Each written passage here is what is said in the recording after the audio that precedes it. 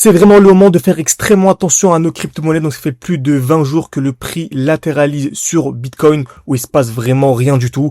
Très souvent, quand on a ce genre de situation, soit ça explose très rapidement vers le haut, soit au contraire on a une chute brutale pour revenir dans le bloc précédent avant d'avoir la continuation haussière. Donc également ce mercredi, on a une annonce extrêmement importante, donc vers 14h30 il me semble. Donc c'est l'annonce des taux d'intérêt. Donc je pense qu'il y a très peu de probabilité que l'on ait une baisse des taux. Comme vous savez, selon moi, ça va clairement être plutôt pour septembre, ok.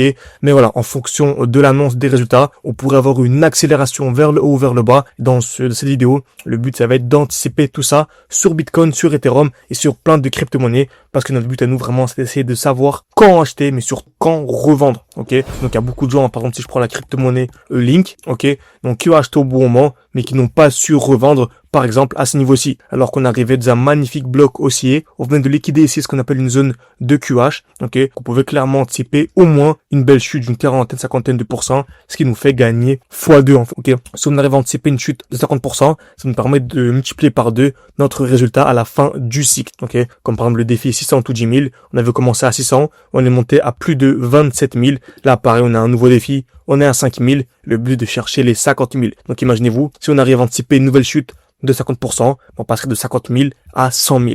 En tout cas, si ça vous intéresse, si vous voulez aller beaucoup plus loin, vous avez tout en description, en commentaire épinglé. N'hésitez vraiment pas à y jeter un œil. Ok. Donc, on va commencer par Bitcoin. Ok. Donc, ça latéralise, il se passe pas grand chose, mais on arrive dans ce qu'on appelle un bloc baissier. Comme vous savez, super important, les blocs baissiers. Ok. Donc, on a ça, par exemple, le dernier mouvement baissier avant l'explosion, c'est celui-ci. Donc, on n'achète jamais un prix qui a déjà explosé. On attend un retour à l'intérieur. On a très souvent une réaction. Ok. Toujours. Par contre, si le prix revient et vient casser ce lot, en fait, c'est le moment de revendre pour acheter où? Dans le prochain bloc baissier qui se situe ici. Ok. Donc, entre là et là, entre l'entrée de ce bloc et l'entrée de ce bloc, il y a quand même ici un plus de 8%. Là, c'est juste un exemple. Mais parce qu'on est en petit time frame. Mais voilà, c'est vraiment beaucoup plus. Donc, en HTF, c'est vraiment plus du 40, 50, 60%. Ce qui nous permet, en fait, d'entrer beaucoup plus bas. Ok. Donc, Bitcoin, on arrive dans ce qu'on appelle un beau bloc baissier. Pour moi, c'est simple. Ok. Soit on a une réaction dans ce bloc pour avoir des plus hauts. Donc, en gros, je peux placer deux alertes. Une alerte ici, qui selon moi annoncerait la reprise haussière. Ok. Et une deuxième alerte à ce niveau-là, au niveau des 114 800. Et selon moi, si on vient casser vers le bas, bon, en fait, c'est une chute, parfait. Si on arrive à l'intérieur et qu'au contraire, on a une cassure de ce lot, en fait, pour moi, ça, là, c'est vraiment un annonciateur d'une chute sur Bitcoin pour aller dans ce bloc baissier. Pourquoi pas ici vers les 105 000, etc. Ok. Ou bien, en tout cas, dans tous les cas, dans cette zone-là, ce qui ferait chuter Bitcoin par rapport au cours actuel d'une dizaine de pourcents, qui pourrait refaire chuter Ethereum par exemple de 15-20%. Et les alts d'une vingtaine, trentaine de pourcents, ce qui est vraiment énorme. Donc c'est super important de savoir anticiper tout ça. Mais pour l'instant, il n'y a rien du tout, ok. Tant qu'on vient pas casser ce bloc baissier, bon, on est toujours haussier. Donc vraiment, placez vos deux alertes, une ici et une en dessous. Et tant qu'on n'a pas la cassure d'une des deux, bah il se passe rien du tout de ça là. Ok. Ensuite, on va voir Ethereum, pareil. On a ici un beau bloc baissier. Donc pour moi, c'est simple Ethereum. Hein. Soit on a une réaction dans ce bloc baissier pour avoir des plus hauts et on vient casser en fait ce high. Ok. Donc je vais placer une alerte ici. Ou soit au contraire, on a la cassure de ce lot aux 3610 $, on va dire. Ok. Et en fait, si on vient casser ce lot, bah c'est direction les plus bas. Et le prochain bloc baissier, bah il est assez bas. Hein. Le prochain bloc baissier, il est au niveau, en tout cas, il est au niveau ici, sous les 3000 $ en tout cas.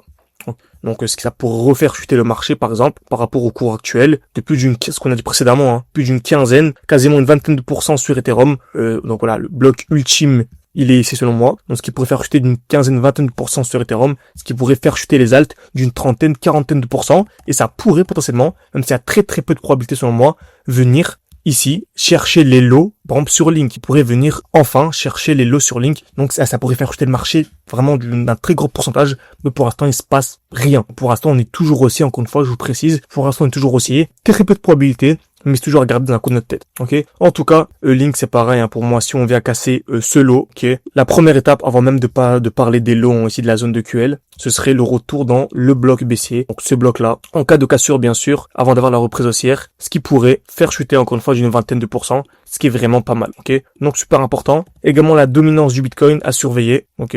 On pourrait très bien revenir à ces niveaux-là pour avoir une continuation baissière. En tout cas, placez vos alertes, vraiment placez vos alertes. Pour une autre crypto-monnaie au hasard, on pourrait prendre NIR par exemple, NIR USDT. Où est-ce qu'on pourrait placer nos alertes ici? Bah c'est simple, à ce niveau-là, ok. Donc soit on vient casser ce lot, ok, ou soit on reste dans cette zone. En tout cas, c'est pas grand chose. Si je devais placer deux alertes, ce serait une ici. Selon moi, ce serait la reprise haussière. Et une deuxième, à ce niveau-ci, on va dire, ok?